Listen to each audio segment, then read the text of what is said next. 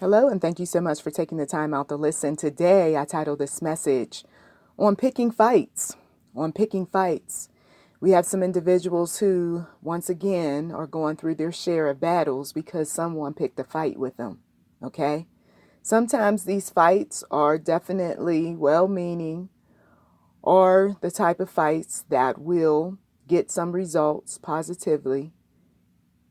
But then there are those fights that the demonic sets up. He sets up these fights to once again take something away from you, destroy what you have worked so hard to build. He doesn't care what type of destruction it causes. We know the old adage, if it's not broke, don't fix it. And some of these fights that people pick, they are fighting with systems, process, rules, you name it, that isn't necessary to mess with, to fight up against. For example, the Bible. There are some very wise things that are stated within the Bible, very good topics, things that apply to modern day times. Not everything is antiquated in the Bible. And so when we have these moments where there is just no fighting up against something, we can save ourselves a lot of stress, money, time, energy if we just stand down. That's why some people will create their own groups, or they'll create rules and regulations and whatever else for things that they believe in. They will recruit people based on what they feel is important or right, okay? But there are some things that no matter who says it's right, no matter who says it's okay, it's good, and we should pick this fight, doesn't make it right, okay?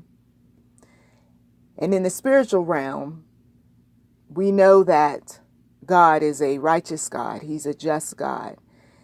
We know that God is not going to be that one who is the author of confusion.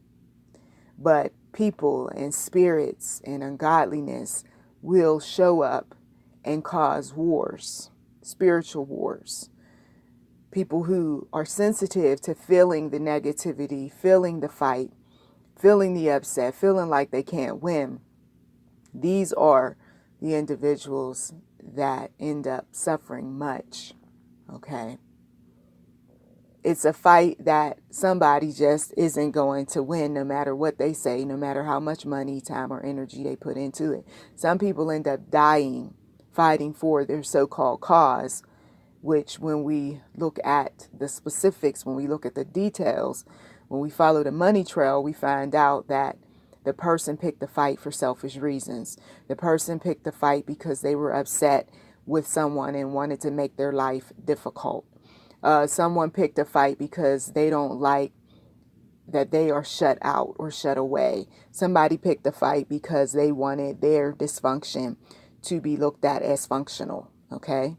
And we see examples after examples. I'm not going to call out everything because then what happens is your mind ends up going off into those topics, and then you're not focusing on the message. But some of these things, yes, they are political. Some of them are related to one's identity.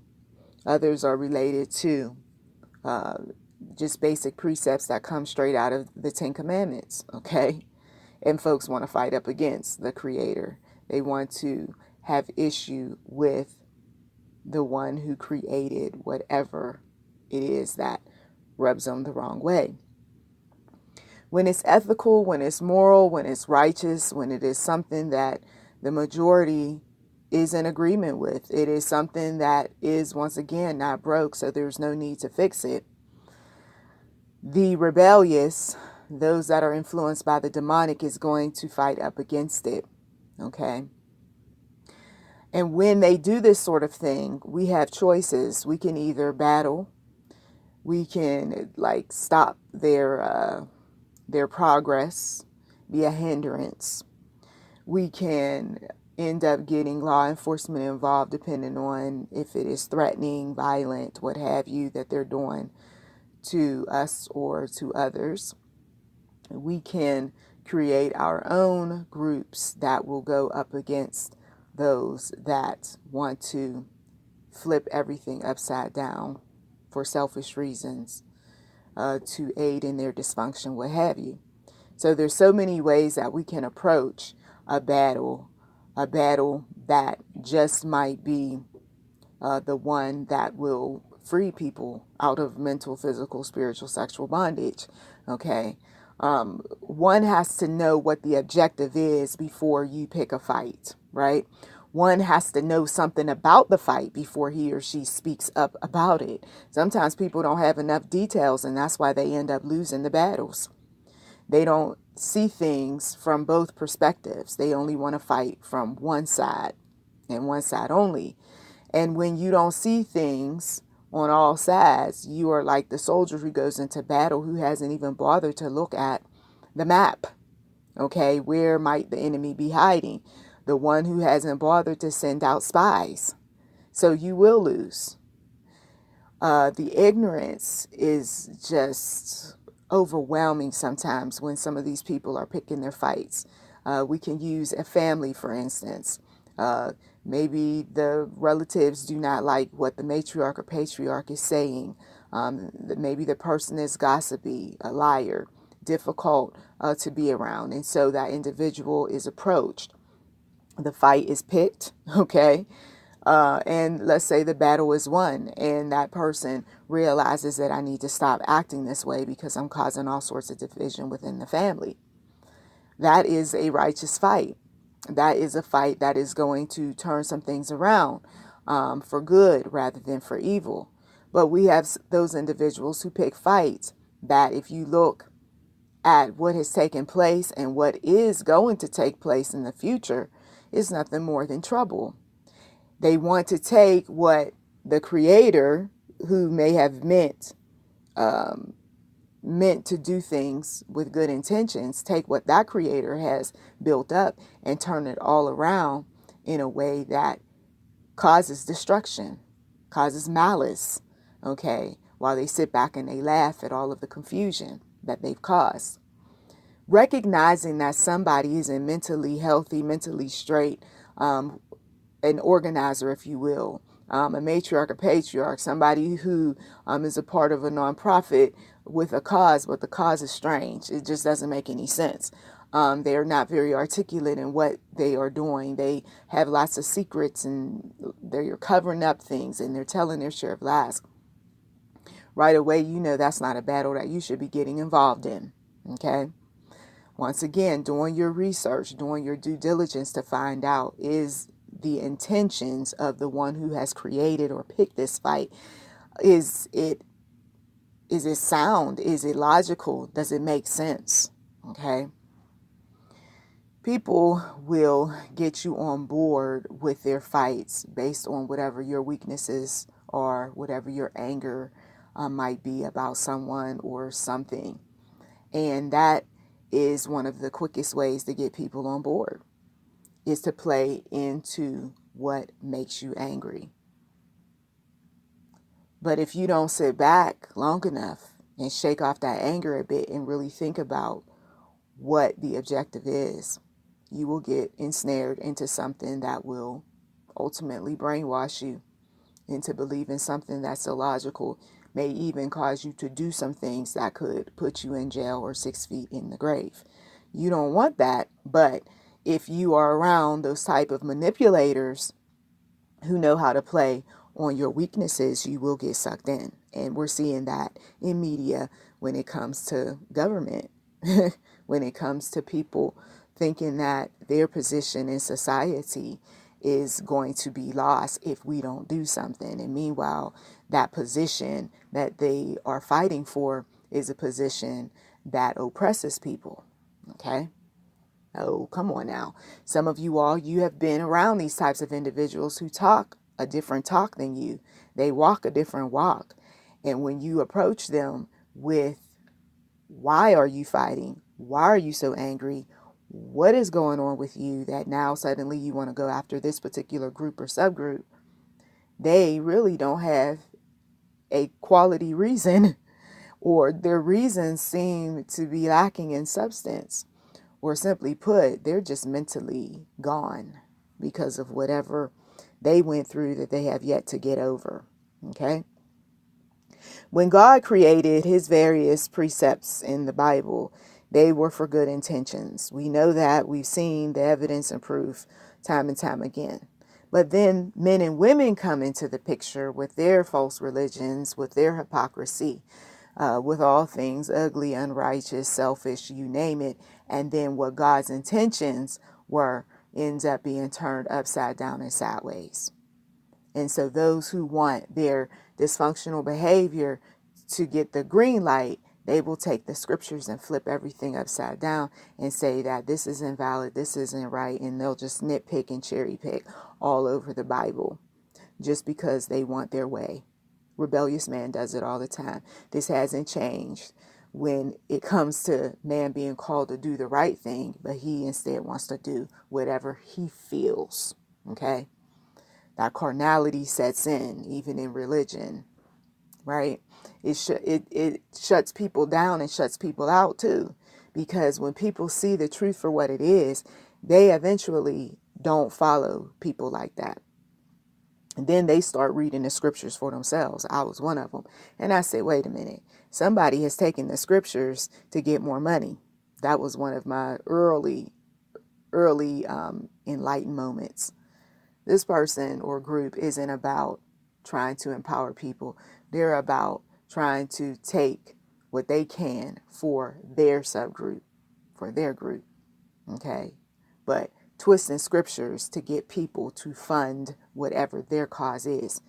Meanwhile, God has called many of us to do all sorts of things. And if we were putting our money into our businesses and our causes and the things that God wants to do, in the lives of other people, rather than give our monies to some shady people, then we would have been a lot further in life.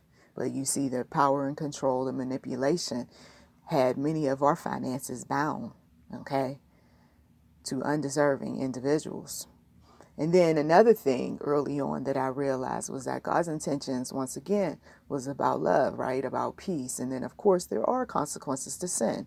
We know that, but those consequences are there to teach us, to refine us, to make us better.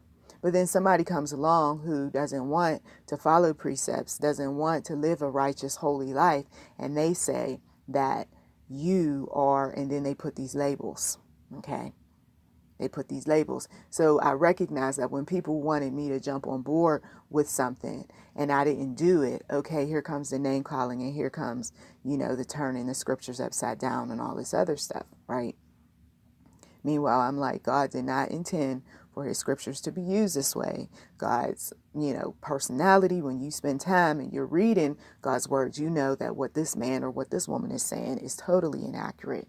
But see, once again, if you don't read for yourself, if you don't study and show thyself approved unto God, if you are not that one that steps outside the box, you will continue to be in whoever's box that they put before you. And we see parents are the first ones that'll do this sort of thing because they want to pass on what they believe is thoughtful, is progressive, is liberal, is conservative, is whatever the label is onto us. And then when they put that onto us, then we either walk in that or we wake up one day and say, we're not going to go through this.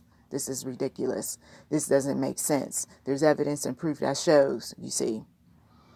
So know that the creator, the designer, whoever has just put together the cause, put together the artwork even, put together the group or what have you, know that to change what they have created, to change the designer's intentions to meet your desires is not a move of integrity, is not a move that is beneficial if it is something that is unethical, immoral, goes against scripture.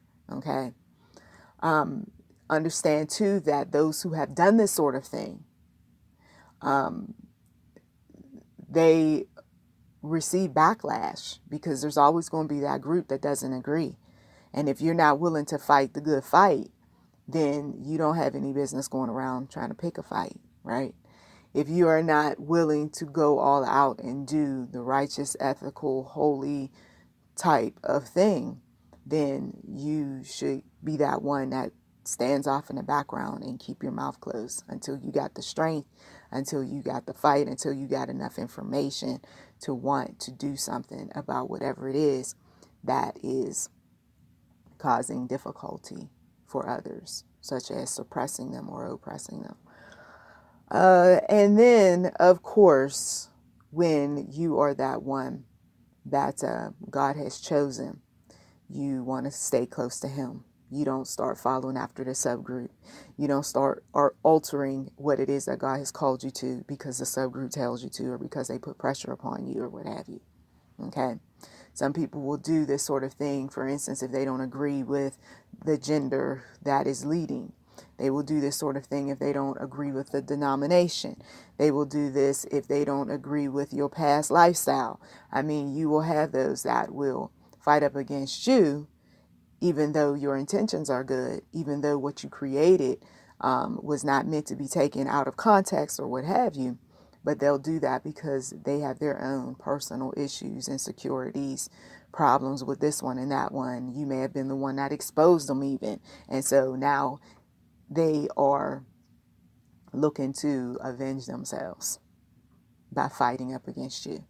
So be prepared for any and everything as you walk with the one true God, and know that whatever his intentions are, they are righteous, they are pure, they are holy, and try to stay away from doubt. Okay. God, once again, is a good God. Blessings to you. Please do check the description box for anything that might be of interest. You've been listening to YouTube Inham Enterprise 7. Feel free to like, subscribe, comment, and please do check the description box. Once again, if you are interested in giving. Thank you.